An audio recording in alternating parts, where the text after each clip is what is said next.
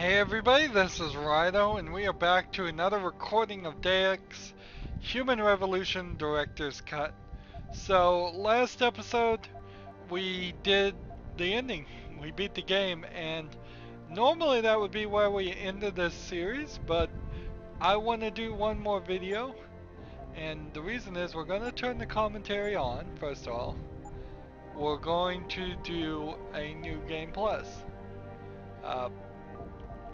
Nothing else really to do here.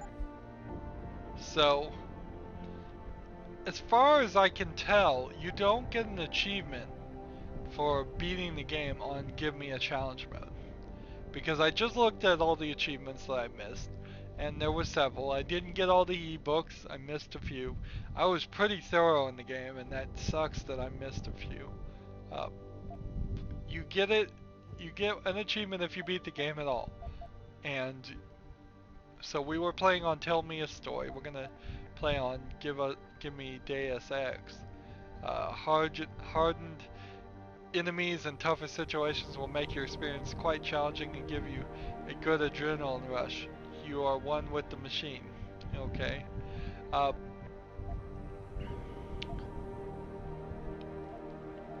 Let's see.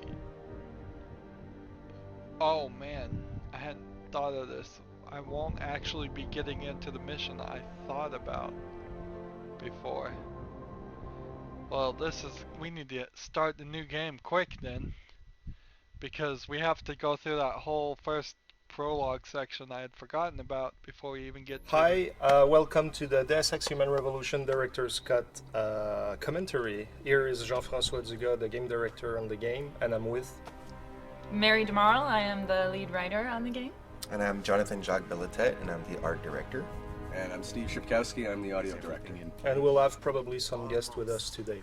So, with the first cutscene, well, when we started this project, we were kind of like, it was important to us to have links to the ex-SWAT, but we wanted it to be subtle. We didn't want it to be totally in your face, even though the first character you see is Bob Page. But you're not supposed to know that. We wanted it to be subtle, so the first thing we did was to do just that.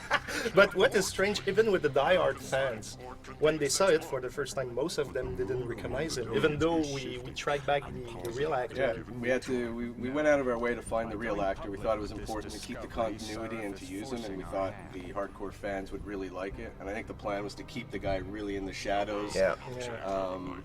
And I remember I was with Dominique Demers, the lighting guy, and I was darker, put it darker, and it was all constantly a debate of how much of his face we should see or not, and that was fun. So, having not played Deus 1, I don't recognize who this was. So is the commentary just gonna be like... Yeah, so now it's the cutscene where we're introducing Adam Jensen. Actually, this TV news is probably the only TV news that has some animated 3D in it, which was the original plan with those TV news. But as we figured out the scope of what we had to produce, and we had so much to do, and with all the other cutscenes and stuff, we quickly realized that we wouldn't be able to. We wanted them all to be 3D. I know that when I was writing it, I wanted it to be like, first you wouldn't even know you were watching the news. You were actually seeing like the stuff going on at the Capitol building, and then slowly you realize, oh, it's news. But what we kind of envision doesn't always work. Yeah. And then with Megan and her necklace, that was another very important part for us, because from a story perspective, we wanted to establish something that was a part of her, something that made her human, and that would have on this relevance, because eventually we had all these plans that like you might find it in the FEMA facility where she'd been taken and stuff.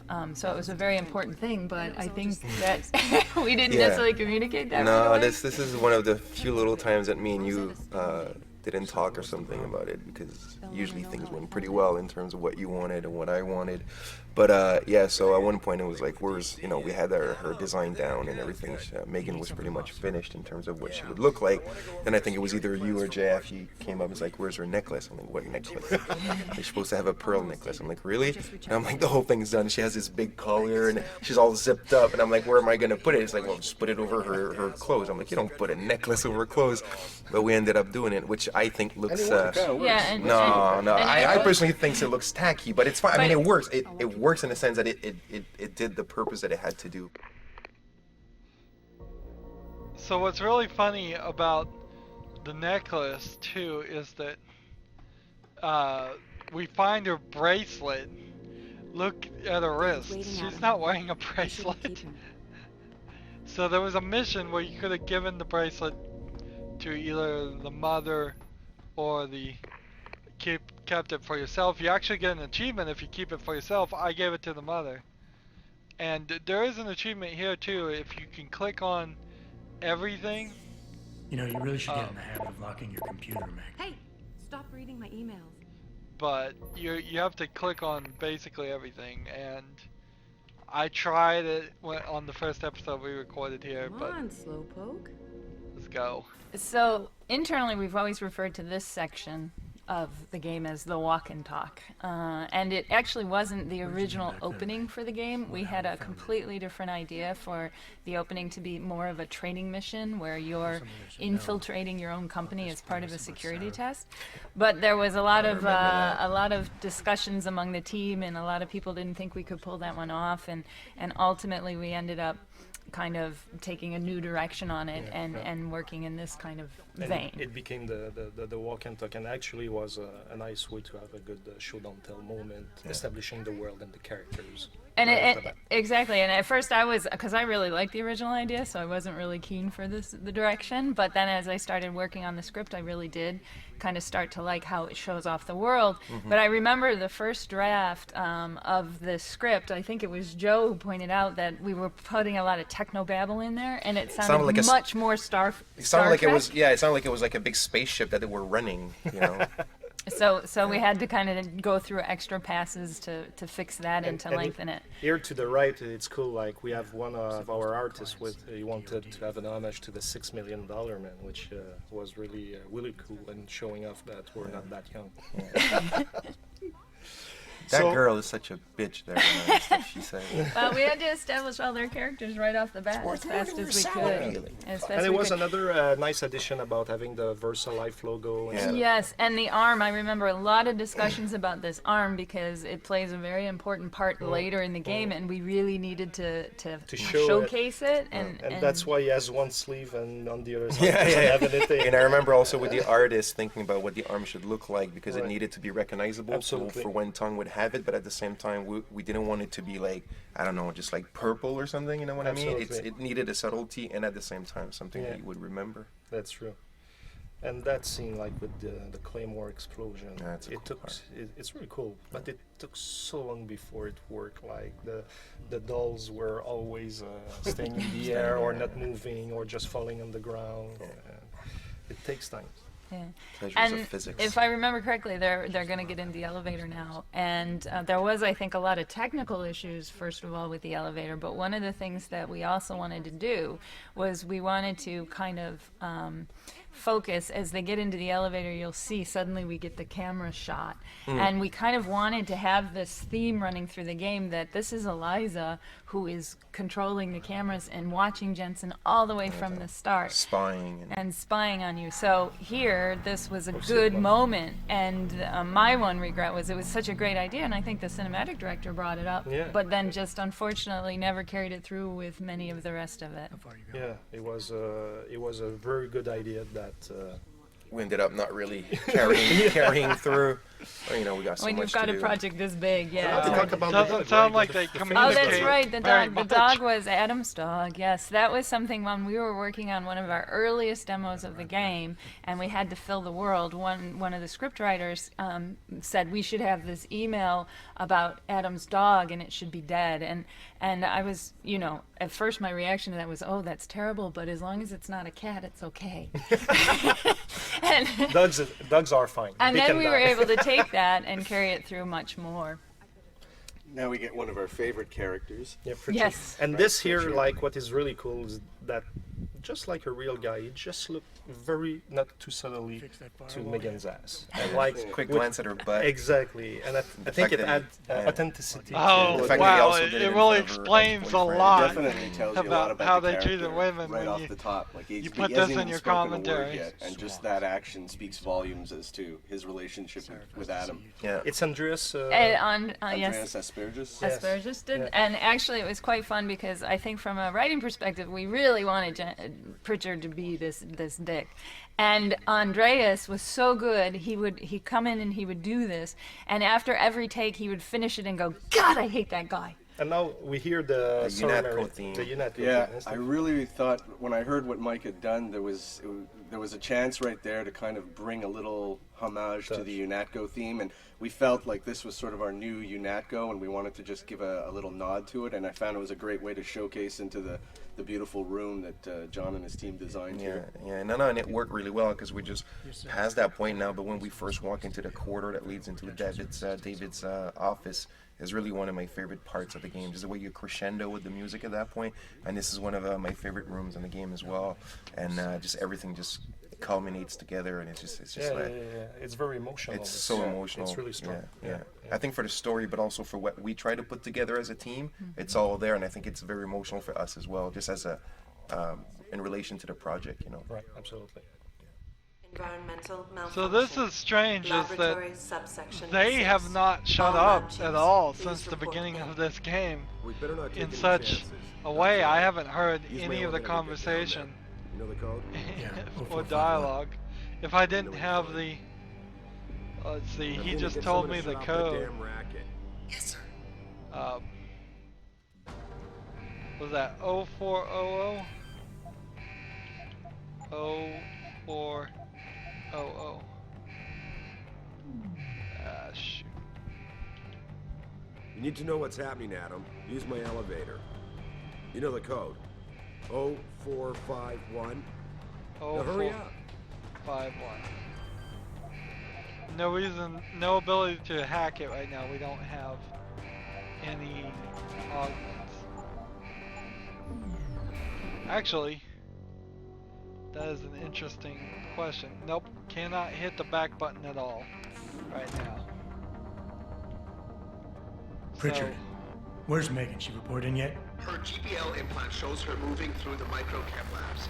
Every single person we met at the beginning is who we meet when we try to Can you get eyes save on the I'm trying. scientist. The intel aren't So responding. we just There's coincidentally interference coming from somewhere. walked through a hallway and ran into all the characters that Pritchard? get kidnapped.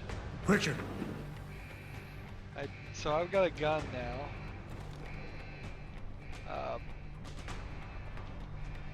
Guess I can't pick up that. I can hold this. Before you can do anything, you must be able to get around. Yeah, skip that tutorial. Press to play. So this section where the attack takes place, originally what we had wanted to have was you have to that start you would it actually playing go from back now on. through the area that you saw through the walk and talk, and kind of do that kind of whole Half-Life thing where you take the descent down and then you fight your way back through everything you saw earlier. But apparently remind me again, JF, I think the original walk and talk was not designed, No, the level? the layout was The built in level such design, a way yeah. that it was just made to be controlled, not to have a player have total freedom. I mean, we would have had to change it a lot to make it Yeah, to make gameplay it kind of work, yeah, acceptable, yeah, and then yeah. we wouldn't have recognized it as the walk and talk. Because even there are some places we didn't put collisions or Exactly. anything. So in that sense, then we had to kind of refigure a bit of the story in terms of.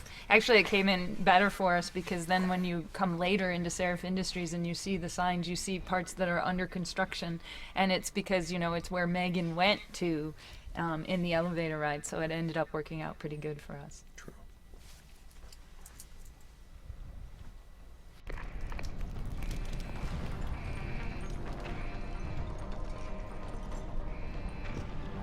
So there will be sections here where we're gonna get these style of shorter commentaries, I bet, from the rest of the game, and I bet the commentary starts to drop off quite a lot in the middle there.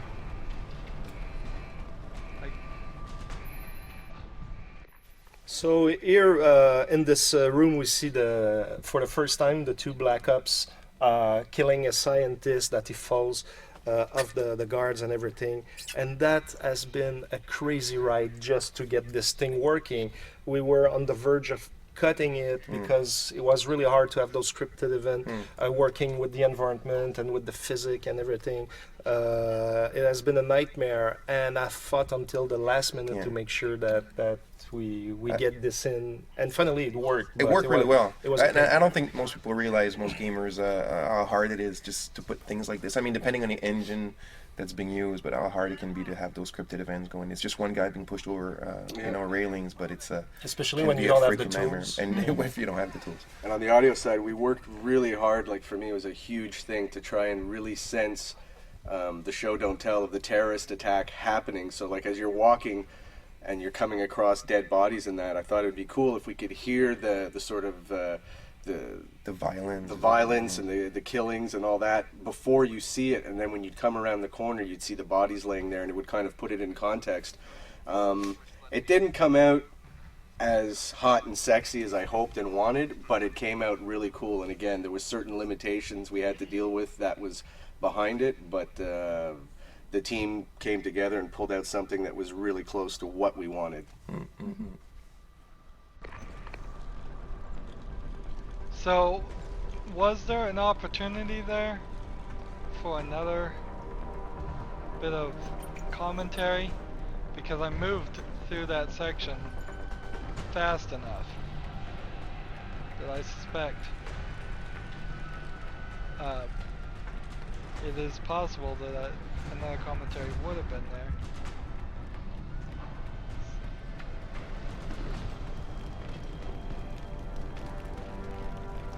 Just kind of wait for these guys to turn around. There we go.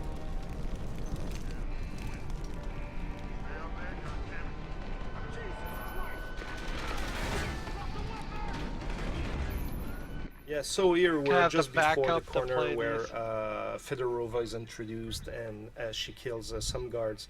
That was a lot of work and everything, but that sequence came quite late during the development, and we realized too late that it wasn't working because we foreshadow it with the two guards being killed at the other end of the corridor. And we thought players would be attracted and see what's lurking beyond the corner.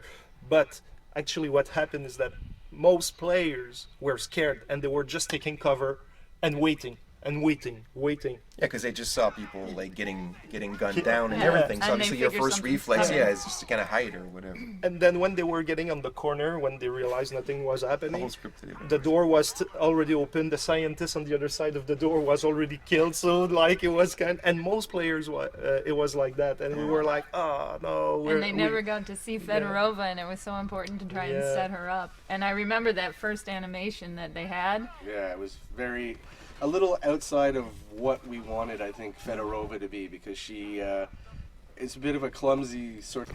So the goal of this cutscene was really to surprise the player and get him, and I've always hated that shot they of totally Megan because just it makes it look like, to what play the heck the is she doing while this terrorist attack is going on? It's supposed to be, is she a part of it? Whatever. She should have been cowering in fear. But for the most part, I think this cutscene did a pretty good job of conveying the horror of what happens to Adam in this scene. Yeah. I remember feeling bad for him. Yeah. That's true. It's almost gruesome. Poor guy. And you can really understand all those augmentations. That I really hated. I really don't like the green acid. It's like Saturday morning cartoons. Like, look, it's all so green. it's like she was against her. And here Namir is going to come at the to beginning, us, but and originally was supposed to be in gameplay, and actually we had move the camera and everything. Yeah, well, we had a working prototype. But she was going to get kidnapped. So yeah, with the opening credits, actually it seems like people really liked it. Our original inspiration was to kind of the James Bond movies, the $6 million man's trying to showcase this augmented character and everything, but we wanted it to be really stylish, really like a James Bond movie. Sometimes they go beyond, they go in the abstract. It's very stylized. Exactly. Yeah. So it's actually more stylized than what we did almost. But no, it works really, really well. And I think Steve A, the sound, the track that's on it is just completely insane. By the way, that's a pig. Sorry, I cut you. But when we see the thing cutting the flesh, it's actually a real piece of pig that was bought. And, when I saw the visuals, I mean, I was really impressed. It looked really cool, and I thought it was going to be really important to sort of nail it with the right music tone, because I think something that wouldn't have worked as well might have undersold the power of the scene, but it was really powerful. When I put the music to it with the visuals, I was just kind of like, yeah, this couldn't work any better. Mike McCann, the composer, just really hit this one out of the park, and the reaction we got when people saw it and heard it, they loved it right away. Even I think Goldtooth, the people who produced the who actually put it together, they came back right away saying the music track is just selling this whole thing. It's bringing it all together. It really was. And I remember the dialogue in this. It's so funny because the dialogue is so short and so simple, but you needed it to convey basically some of the hinting of what's going on with Sarah forcing the augmentations, but also we wanted it to sound like a real surgery and the kind of thing. So I remember giving it to one of the writers on staff and saying, could you kind of write these opening lines and stuff, and he was going on and researching all about operations and CCT scans and all these things, and in the end those little details are so important just to make it and pop it. Even if you can't hear it, it works. So is that Megan that he's making out with in the front? It's hard to tell because the game graphics and that intro graphics are so different. I have been blaming Jensen's coming back from the dead, and now is going to come females in this game, but I'm wondering if it's more of a just French or French-Canadian mentality of trying to throw some sensuality and he's closing. The game. Exactly, that was the idea, right? That he's kind of like now he doesn't really like what's happened to him, and he's a bit kind of self-conscious. He's self-conscious and making a little shield around him from the world. The eyes are the windows to the soul, but the eyes we cover them up. Yeah, he protects himself. Yeah. Adam, it's David. You in the building? Just entered the lobby. Sorry to pull you out of sick leave so soon, but we've got a situation. A break-in at our Milwaukee Junction factory. Meet me at the helipad. I have to see Pritchard first. Something's wrong with my retinal enhancement. Frank's on the second floor in the tech lab. Make it quick. People's lives are at stake. Welcome back, Jensen. Didn't think we'd see you around here for a while yet. You know how it goes, Malik. Duty calls. Don't I know it? I was in my wingsuit halfway to the top of the Renaissance Center when I got the 911. But so, only really in this time to come back from the dead. Do you have an actual time limit? Only one way to find out. Roger that. See, even still, the boss did say you were having trouble with your retinal enhancement. You seen Pritchard yet? No. I thought I'd get the lay of the land first. Anything you can tell me? Mr. Seraph can brief you better than me, but he's not here yet. And we really do need you in top shape for this one. Come back after you've been to the tech lab. Okay, so you really can't skip that part.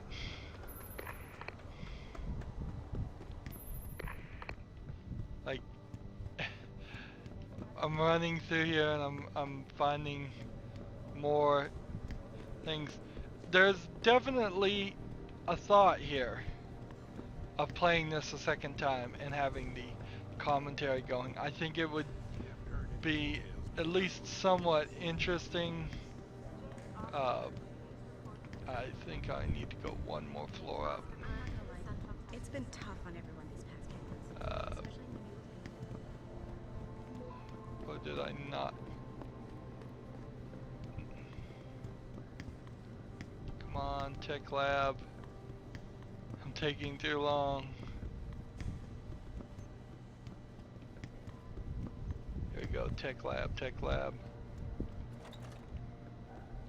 Quick, quick, quick. About time. What happened? You get stuck in an air duct on the way over? Yeah, nice to see you too, I have Francis. 5 energy bars right now. Something's wrong with my retinal display. Can you fix it? If it's what I think it is, probably. I have the KC Of course, enhancement. it might seem. Looks like your left and right imaging processors weren't completely in sync. But don't worry, your Sentinel health implant will kick in soon, repairing any damage that might have caused. Your retinal display should be fine now. Its recognition software won't be picking up hostiles yet, but you should be seeing radar and targeting reticules. Biomedical data too, if you're in pain. Right. We done here? Because Seraph is waiting for me at the helipad. I know. Radicals have broken into our manufacturing plant and taken hostages. Maybe this time you'll actually save people. See, and I can't even really choose different choices here. Ignore that comment. I'm done here. I'm so like weirdly devoted to what I chose. The second playthrough is gonna very much be the exact same as the first playthrough. Because I just don't want... Adam, how close are you to the helipad? Almost there. Good. Because SWAT's about to turn this into a PR nightmare. Meet me in the chopper. I'll brief you as we go. You ready to leave now? Yeah, let's go. Ready. Great. Then let's get airborne. So yeah, the cutscenes are pre-rendered, but originally we were planning them out to be totally in-game and everything. And as we were progressing and realizing what it would demand and the tools and everything that we didn't have set up properly and everything, we kind of realized that we would never ship the game like that. So we had to rely on the pre-rendered cutscenes. Normally I'm fine with pre-rendered cutscenes. The problem is this game is just so old that even the pre-rendered cutscenes don't look that good. And then this is the director's cut, so they were able to upgrade the graphics, but not pre-render the graphics of the cutscenes again. They probably could have. He's wearing his jacket, and then when we start inside the plane, he's not wearing the jacket. And it was kind of a big problem where between cinematics and in-game, they were saying, you know, something fell through the cracks. So for audio to try and help that out at the end of the cutscene, you actually kind of hear a cloth rustle, and it's supposed to be Jensen taking his coat off and throwing his coat on the floor, to try and help sort of bridge the gap that, you know, it was too late. We couldn't fix the cutscene, and we couldn't put the code on him here. It didn't make sense, so that's kind of how we dealt with that. And this is a pretty major scene with David Seraph. It's really the first time you ever get to meet him in person.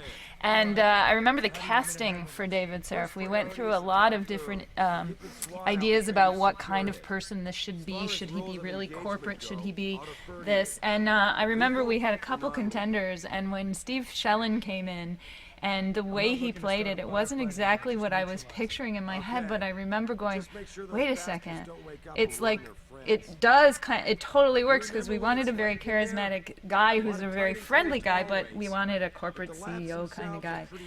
And I remember walking out of that casting session going, oh my goodness,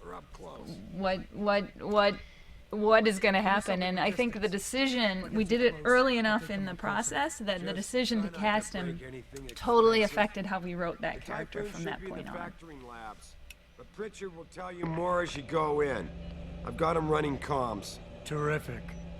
Anything else? Keep your eyes open for hostages. Free them if you can, but the Typhoon is your #1 priority.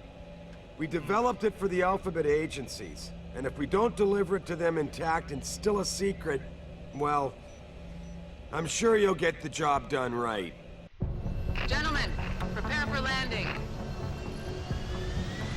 There's really nothing wrong with these pyramids, but I think they probably were cheap on the director's cut, that they didn't re-render the pre-rendered scenes, just so a little higher quality. In 2015, you should be rendering your cutscenes at a, like, 8K at least. Somewhere in your backup files there should be an 8K version of all your cutscenes, and then you would knock those down to a something like a 1080p or 4K, depending on what you were going to do. We can now look at our stuff. Notice I got this. It has not been upgraded at all at the beginning, and I have 1 energy bar and no quest items, of course. That is it. That's all we have. So fortunately, we've got all our practice things.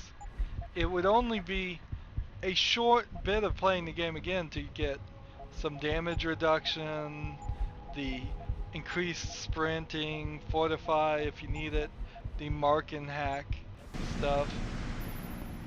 And see, we can go to the tutorial here. So this is pretty funny. You guys have probably noticed already, or will notice, there's paint buckets lying around the entire game, and they're all kind of empty. All over the place. All over the place. Yeah, and they're all empty yellow or gold paint, if you want. And the joke behind that is because there's so much yellow, gold, and orange in the game. Black and gold. With the black and gold, obviously, the 50% of the black and gold. Is the joke is that it's actually people in the world who actually, took up paint buckets of yellow paints and painted the world that way. So it just became a little inside joke, and we started putting these buckets all over the place. So now you know how the black and gold was made. In the it is not from us. It is from very, very advanced AI that started painting the game to their liking. Really. So as you continue playing the game, keep an eye out. Keep an eye out. How many there are. All over the place. Yeah. Why does this guy have a tape over his SWAT? You look pretty dug in up here. What's the react team plan? Look at his back. He has like tape over his wing, boat standing by to breach the target. suit. We're coordinating from here, but until your boss gives us the go-ahead, we're just holding our dicks. Realistically, how much time do I have before any shooting starts? According to protocol, none. According to your lawyers, the sooner you get in there, the sooner we can hose this powder keg down and call it a day. Okay, I thought I might got get it a from here. Casey. Sit tight. Wait for Seraph's signal. Like we got a choice. I thought I might get like a Casey enhancement right there. So this is a manufacturing plant. It's the first mission that Adam Jensen goes through after getting fully augmented. Yeah, once he's RoboCop. When he's RoboCop, now he's ready to. Jensen, it's me, Pritchard. Oh, interesting. The in-game stuff too. Good. Your point of entry should be through shipping and receiving. Should be, Francis. What the hell does that mean? We have an employee entrance there, heavily guarded by purists, no doubt. So, if you're not a fan of the frontal assault, I suppose you could try accessing the building's roof. Let's see. Accessing the building's roof. That's an interesting thought.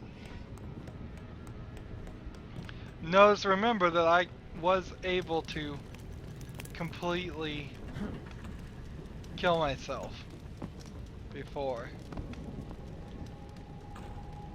Let's see.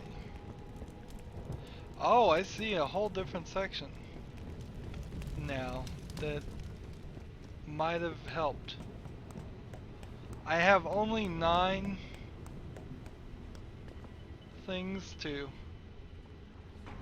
So we'll go in silent mode. We'll come out here. Guy doesn't even see me. We missed out on a cutscene.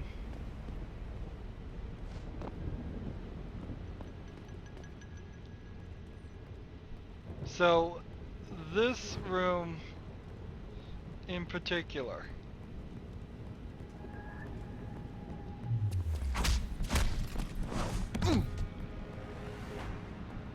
this right here was where I, at the very first, messed up.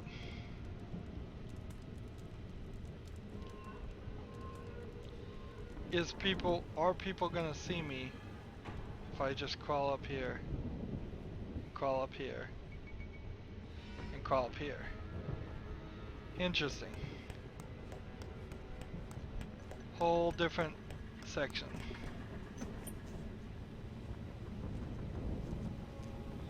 Unfortunately, I still don't have that, do I? I don't have the praxis point to not...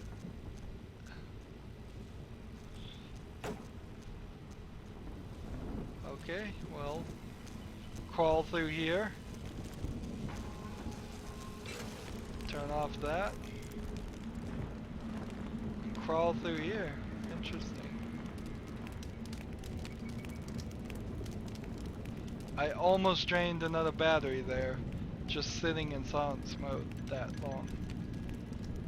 There's a helicopter just like right here, and a dead body with a silenced sniper rifle right there. Interesting. Pritchard, I'm in. Nicely done, Jensen. May I ask how? A vent on the roof. It'll be in my report next time we discuss security loopholes. Oh, goody. I'll be sure to take notes. The Typhoon is in the factoring labs. There's an elevator just past the assembly labs that will take you to it. Got it. Interesting.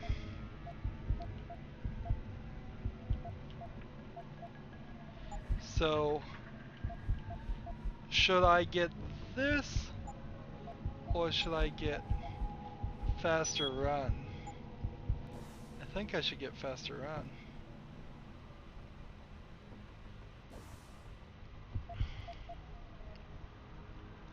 We are here, and we want to be all the way over there.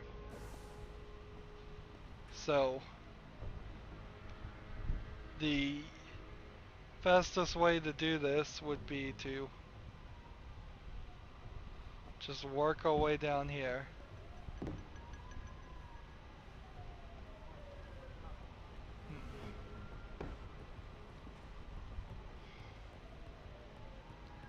Alright. And then silence, invisible, jump down, and run.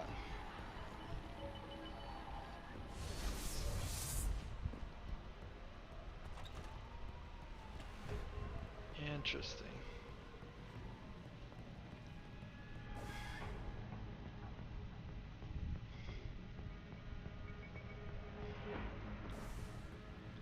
Fight back, all you true humans out there. Fight back. Anybody see D-Rap? Probably smoking a cigarette. Right. Shouldn't be wandering off like that. Zeke wants us all on full alert. So we got like 3 guys over here, none of which are paying any attention. Not if those popos catch us blazing.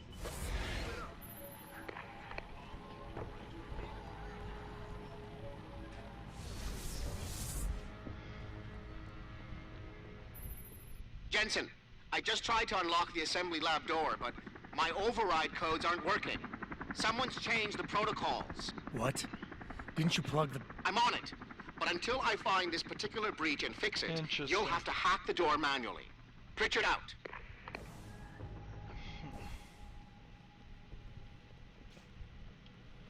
Nobody here. I kind of wish... Well, this corridor reminds me... vaguely familiar. Yeah, it reminds me of a company I know. Yeah. Yeah. A lot of people when we design this, the way we designed this was not inspired by what we're gonna say at all. But a lot of people came up to us and mentioned that there's a really big game studio here in Montreal that we're not gonna mention the name, but that most of us used to work there on the production of Deus Ex Human Revolution. People would start coming up to us and say, "Hey, this kind of feels like it. This mix of this very old building, kind of lofty looking, you know, the high ceilings, the wooden floor, the old wood brick walls, but mixed with, you know, new stuff, new technology, and it does look like that studio we're not gonna name." But it was quite funny because a lot of people just would come up to us and mention it. Yeah. So it's definitely a different game now that we have the ability to just run through stuff.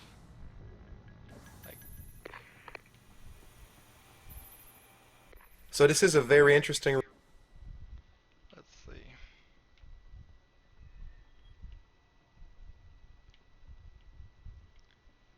This is a room that that's very dear to me. It's one of the early stuff that we designed for the game. This goes back to probably fall. 2008. Yeah. No, this is like fall 2007, I think. Are you sure? Oh, yeah, maybe. Yeah, I think so. I mean, it ended up being produced in 2008 for the game, Yeah. but I think if it's 2008, it's very early, like right after Christmas or something, right? And so we weren't really sure where we're going with the game at that point, or the locations, and all that kind of stuff. But we knew we had to do the tech demo, right? And this is what we did. And this room, obviously. Oh, and if we die, we set off an alarm. Well, we didn't set off an alarm, but we alarmed some people. I'm doing pretty good here, so I don't want to just give up yet. I want to see how. So this is a very interesting room. This is a room that that's very dear to me. It's one of the early stuff that we designed for the game. This goes back to probably fall. 2008. Yeah. No, this is like fall 2007, I think. Are you sure? Oh, yeah, maybe. Yeah, I think so. I mean, it ended up being produced in 2008 for the game, but I think if it's 2008, it's very early, like right after Christmas or something, right? And so we weren't really sure where we're going with the game at that point, or the locations, and all that kind of stuff. But we knew we had to do the tech demo, right? And this is what we did. And this room, obviously, and the concept art, the idea was it was a tech lab. It was a biotech lab. It's Thierry Doison, of his artist name, Baron Thierry, who did it. Superb concept art. And the idea on Deus Ex is that we wanted to make sure that the visual style was very consistent throughout the entire game, right? It was really homogeneous. And a good way to do this is you make sure that the style that's on the concept art is the style that you want in the game, that there's no like dual standard, you know what I mean? And then what the production artists see on the concept art, they need to reproduce it, I wouldn't say as it is, but they need to make sure that the style is the same. It needs to stay faithful. It needs to stay very faithful, And what was interesting is that when that room was first designed, sometimes we'd see, an artist working at his desk, and we'd see what we thought or what we think was a wallpaper of the concept art, on his computer, and then suddenly that wallpaper will start moving. It was actually the 3D. It was actually the 3D room. We're like, holy shit, this looks 100% like the concept art. Almost it was one of my first time in all of my in my entire career where I really saw this almost 1:1 ratio between concept art. It was impressive. It was very impressive. And actually, it's the first part, the first press tour ever we did with journalists. That's the tech demo we showed. That's the first thing.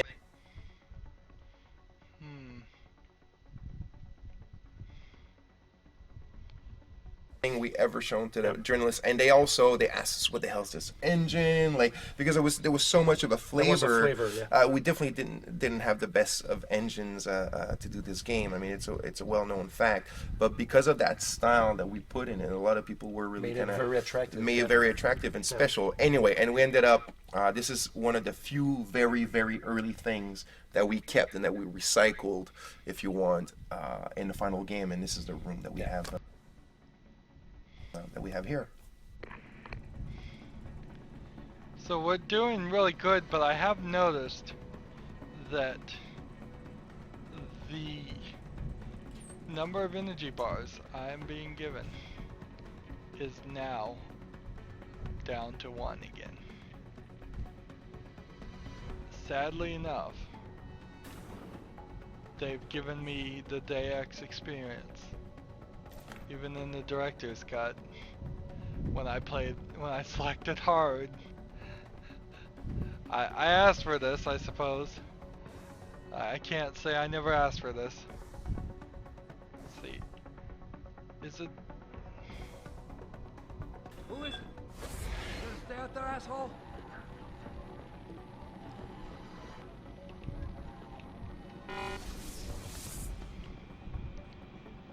So now that I'm down to 1 thing, I could eat some energy bars, and I think I probably need to, but I have to play very strangely. It's like 1, 3, 4. That'll get me back up to 5. But I need to play at the level of just pretending like I'm still at 1. So this guy's gonna come right here. I'm gonna take this, and I'm gonna run.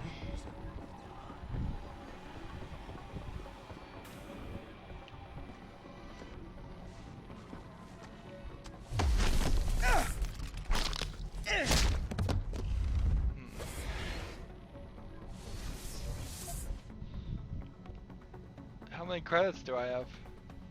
Oh, I didn't get to keep my credits either. Interesting. Or do I? Nope, I didn't. So you get your augments and nothing else on your new game plus.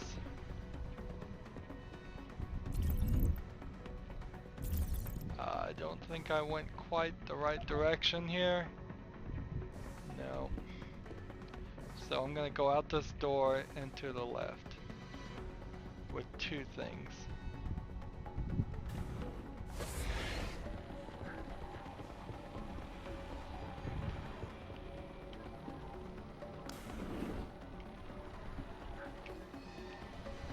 And that's all my energy bars again. And now I'm back down to 1 energy bar. Let's see.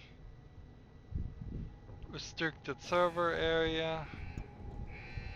Hey, here's a praxis kit right here. That certainly helps. I guess makes me run a little bit faster.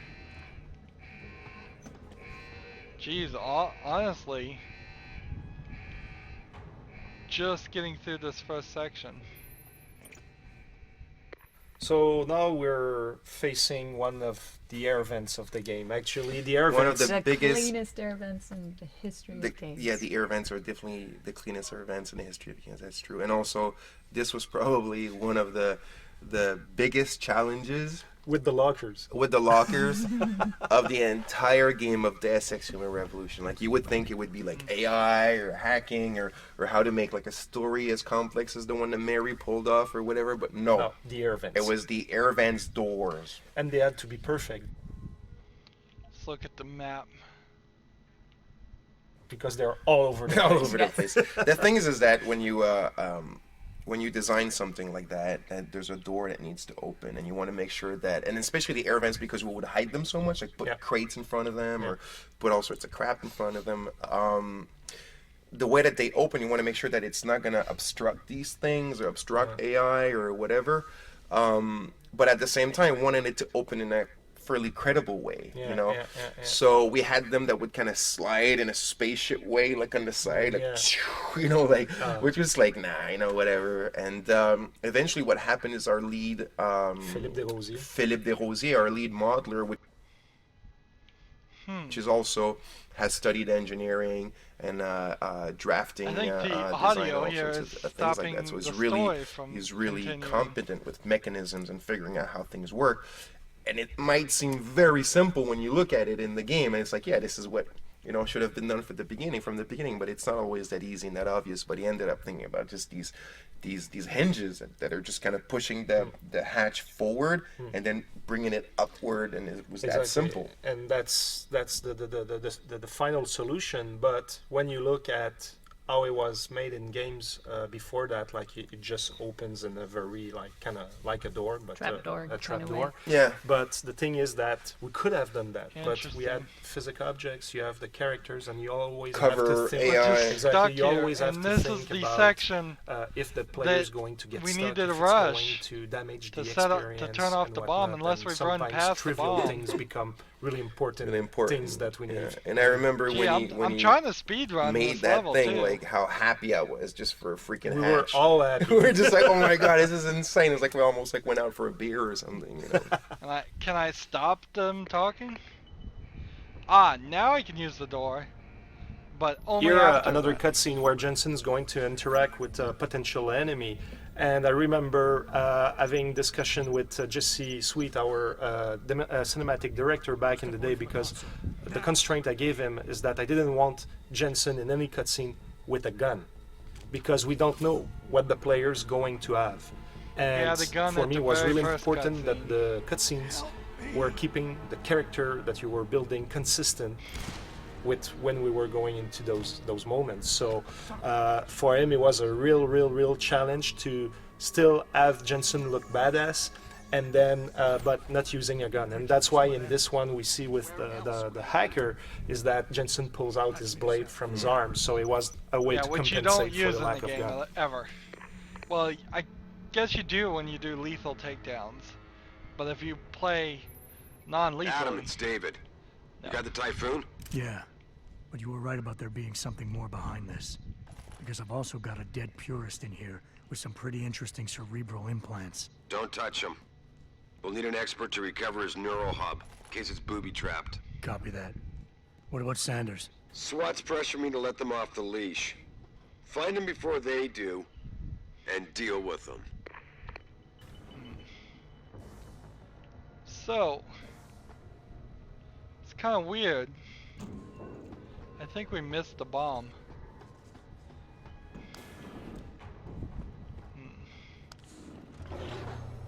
But yeah, he totally had a gun at the very beginning because he was thrown against the wall. He pulls out a gun trying to shoot the tyrants, which I'm not sure they were ever called the tyrants in the game. It really makes no sense why in the fall that they had those guys set up as the bad guys instead of So here in manufacturing plant, we get close to the bridge where we have the police forces that are fighting the Purity First. Storming the plant. Terrorists, they are storming the plant.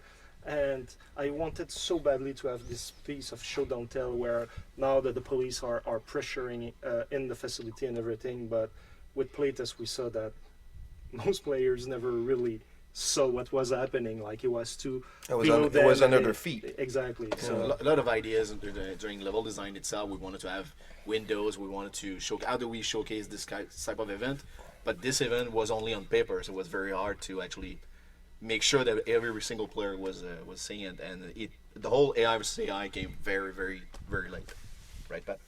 Yeah, like the AI programmer will probably have a different story to that, but you needed to have a faction system when you need to turn like enemies or NPC, they were neutral and they have to know who they are neutral to and who they can attack.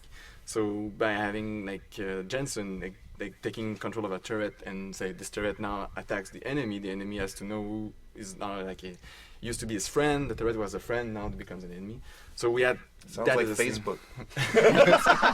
Yeah, so we had that system, and that's the beauty with Deus Ex, where we built systemic features, and then the AI could fight against each other, even if we didn't put too much love. I think it came like at a cost, like of a low cost, but the production might not be impressive, like we wish, like you wish. One of the concerns as well is that we didn't want to have the player interact with those guys. We really wanted to have AI versus AI and leave them independent.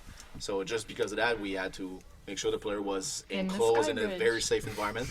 Thus, the infamous corridor with the glass floor that no woman is ever going to want to walk over. Why?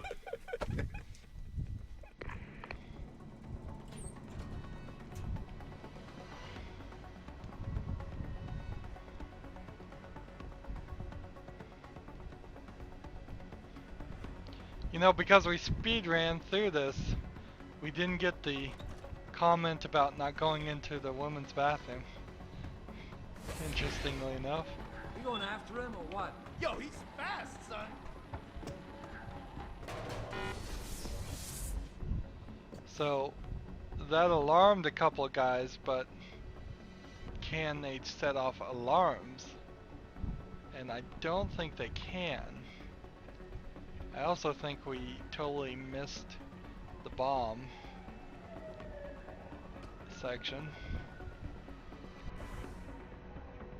We are here, and we are working our way to here.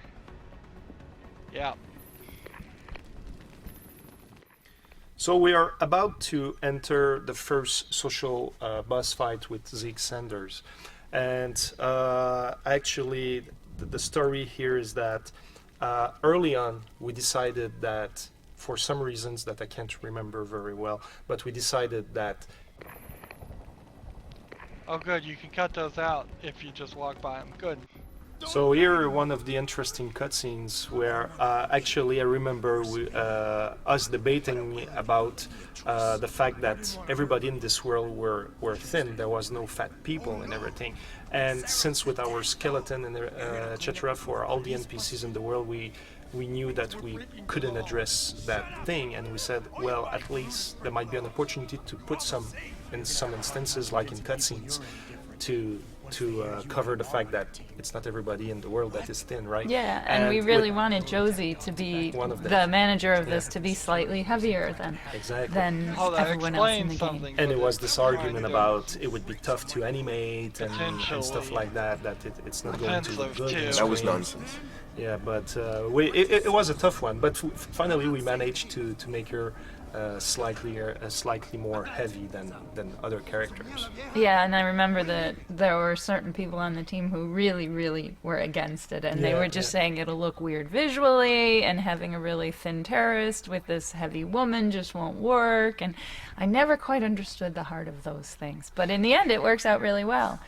And it makes for a really good hostage situation, which is definitely improved. Yeah, for me, I was loving this. This was one of my favorite scenes because I said, you know, from sound you really point, only get one option here. So the whole Casey and psychological profile terrorist here, attack that's sort of happening outside, but you got the riot police coming in to handle it. You got cops coming in.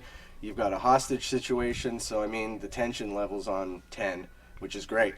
The one thing that was funny when the scene first came to me is we had almost nothing of Josie crying and whimpering, and I thought for a situation like this, the hostage should definitely be like sobbing and whimpering through the whole thing. So we started by adding that, which brought a lot of life to her character during the scene. Like even when there's nothing going on, you can hear her kind of whimpering and sobbing.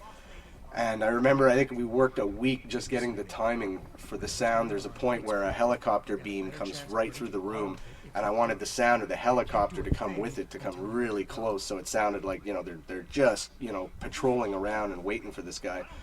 That took like almost a week, and again, like JF always says, it's funny how what seems to be the simplest thing can cause so much headaches and be so complicated. Like, you're like, we're just sinking a damn light with a sound, but it took forever. But once all the elements came in, this is one of my favorite scenes in the game because I love the actor who played Zeke. I thought he was so good. And his performance, along with Jensen's performance, all the sound, the outside stimuli, her sobbing, it just brought the whole thing together. You got a lot of nerve insulting me, considering your success rate today. You were played for a fool. You led your people into a trap, and now you're on the verge of getting yourself killed. Unless you let her go. Did I ask for your opinion just now? You augmented handsers are as bad as the cops. Wow, that didn't work. Who's got the most power? Well, right now, I got the power to decide whether she lives or dies. And you got nothing, sucker. Okay.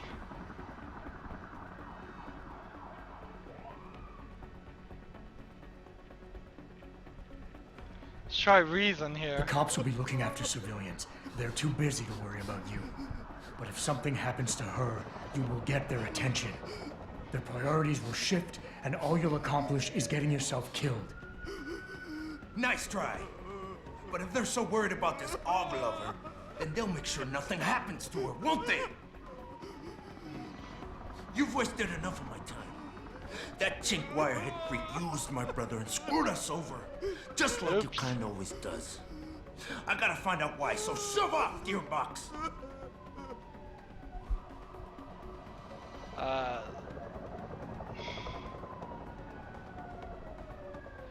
So let's try reason again, since that didn't work. Let's try empathize. You've got more honor than the man who betrayed you. You're not gonna let your brother down like this. The hacker was expecting civilians to be in the building tonight. You were supposed to take hostages and force the cops to silence you permanently. But you're smarter than he is. Enough. I don't know why you're trying to butter me up, and I don't care. Jeez. But for once I agree this with is you, not Skinner. gonna work. You'll never be anything until you give up all those phony ultra limbs and live like a real human. But me, I am a great man. And I need to clear my name. So me and the human shield are going now, for real. No. Police! Stop right there! So does that beat me out of the achievement? Adam, what's happening? What's Life the situation? less than 100. Adam. Sanders is gone, boss. But I'm pretty sure he's just a dupe. Somebody else set this up. Damn it. Okay, I want you back here now. The admin building has a rooftop terrace. Meet for Rydo on it. What about the hostages? Shouldn't I? There's nothing you can do, son. SWAT couldn't save them. Well, didn't save the hostages, didn't save anything. Well, so that's the end of the mission in manufacturing plant, and maybe a lot of players didn't know that, but actually you can go back into the plant now that the mission is over. The police officers just took over the plant. Yes, they won the battle. Yeah, they won the bridge. battle, and if you go back, you can go back until the beginning of the map and meet a lot of police officers along the way. You even have one police officer that is taking picture of the hacker that killed himself in front of you, and you can talk to all of them, and they have their barks and everything. That's crazy. Yeah, It is, and most people don't realize no. they can do that. And to me, it was really important That because is it weird. was like it's a game where you can go where you want, whenever you want, and we should maintain the logic Wow, of the story and they just didn't regardless of what explain you do. any of that. And I remember that what I wanted was giving. Oh, good. And we walk through here, and then that cuts off the cutscene. That is super weird. That you can never come back and check this place out after you leave, but they totally spend energy programming all that.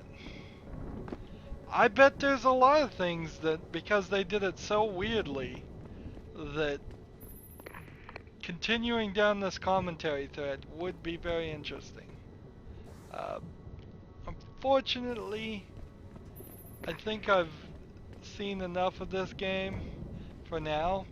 Maybe at some point in the future we'll do a second run through. We will probably start over here. Not quite what you signed up for, is it, Jensen? I think I got ghost. I think I Sneaking didn't into your set own off any factory to hide alarms. stuff while the boss holds the cops at bay? Don't get me wrong, I love Mr. Seraph. I There's just some hate it when contracts interesting become more commentary important than there, people. but I thought you did too. I'm not sure I particularly like. It's like, let's see. It's not my place Just to shrug. judge, Malik. Okay then. You ready to go? Yeah, let's go. Yeah, get me out of here, Malik. Your wish is my command. Climb in. Well, see, I still didn't get a ghost there. So I think if you were going to try and go for the full achievement of just ghost and setting off no alarms and all of that, you would want to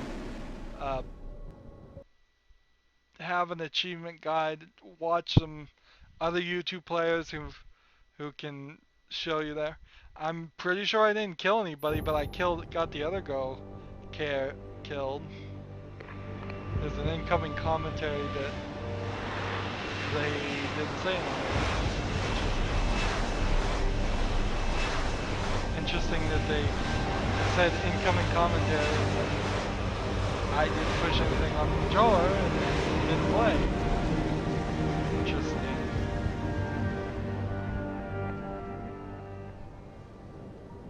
New orders just in, Jensen. The boss wants Pritchard to examine the Typhoon ASAP. Copy that. Thanks for the lift. No problem.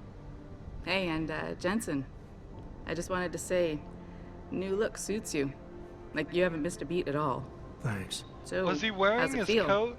Being augmented. Excuse me? Don't take it the wrong way. I mean, I've got a few neuro Was he enhancements wearing his myself. coat Discreet during ones this to help me mission? fly better. Or but I chose to get them did he put implanted. it on, or did You he didn't. take it off? When does he take it off? Now that you had a chance to That would try be him an out, what interesting do you to keep think? an eye on. Let's see.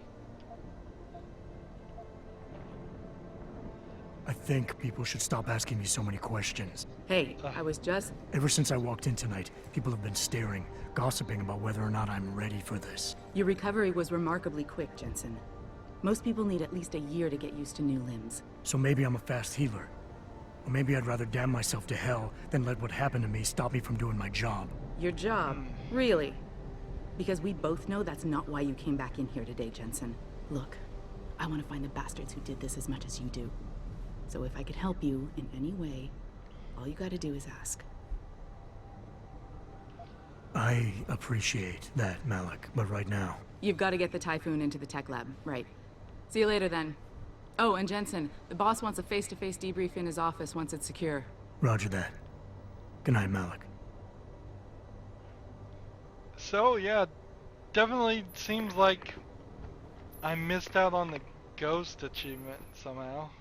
So here's the VTOL, or the VTOL, Adam's chopper, or Farida's chopper. This is definitely one of the pieces of hardware that I really prefer in the game. I mean, one of my favorite ones. And stuff. We're not going to listen to that. In fact, we're just going to wrap up. One thing I would definitely suggest on New Game Plus is stay on Tell Me a Story mode.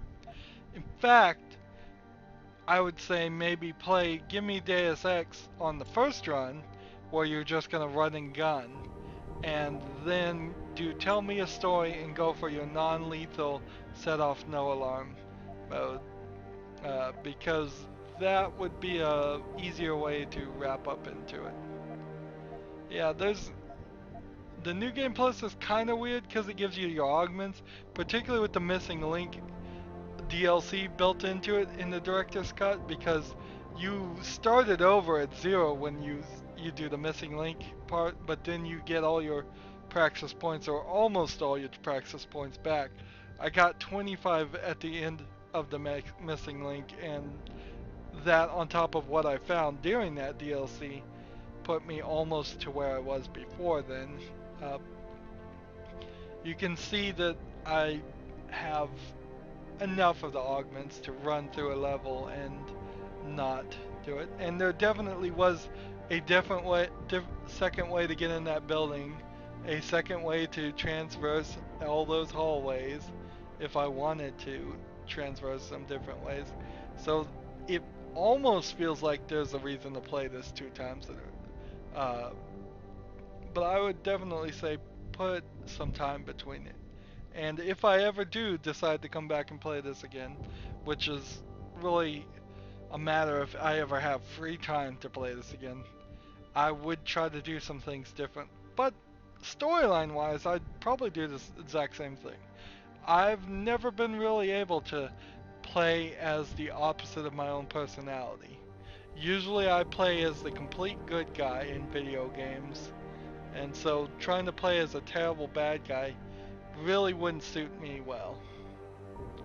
Anywho, that's it for this slight preview experiment with New Game Plus. We are now completely done with Deus Ex Human Revolution Director's Cut. I will eventually play Deus Ex the original game, which I think chronologically happens after this, and then the Invisible War. I have both of those games.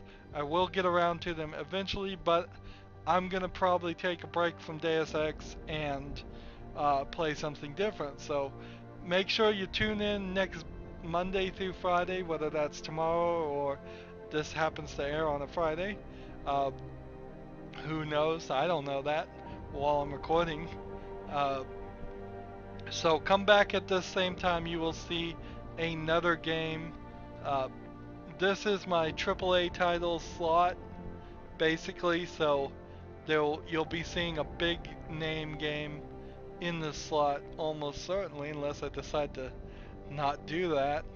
And I have no idea what it will be, but it should be interesting. Again, I want to say thank you for going through this.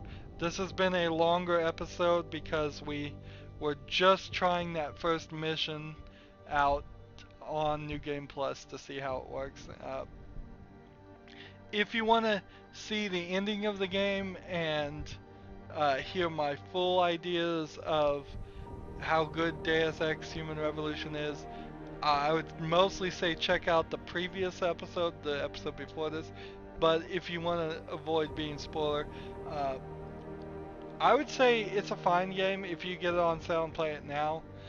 But as for its sequel, the newest Deus Ex game that's coming out, Mankind Divided, I would not pre-order. I would wait for some reviews because there are definitely some age and flaws showing in this game. The graphics aren't great by a 2015 standard. The level design is not great. There's obviously some craziness as to who was in charge of making these games, and just even the commentary. If I did a whole series going through the commentary, I would end up arguing with half of their decisions and saying that they're really bad decisions. It's a game, not a AAA game. I liked it. It's fun. I'm glad I played it when I first played it many years ago. I'm glad I played it again. But I'm not totally in love with the experience or would want to play it as a New Game Plus right here. If I really did love it, I would start New Game Plus. And again, I made a mistake by recording the episodes 30 minutes long and shouldn't have done that for as long as a game as this was. Anywho, that's it for this series. As always, I ask you to like, share, subscribe, comment if you want to, and watch every second of my videos. All that helps me with YouTube. If you want to support me, you can click on my name, Rydo. On the right will be a blue button that says support this channel. Click it and make a donation. And if you want to friend or follow me on basically any social media sites, there's a whole bunch of links down below. Thank you for watching. Have a good evening.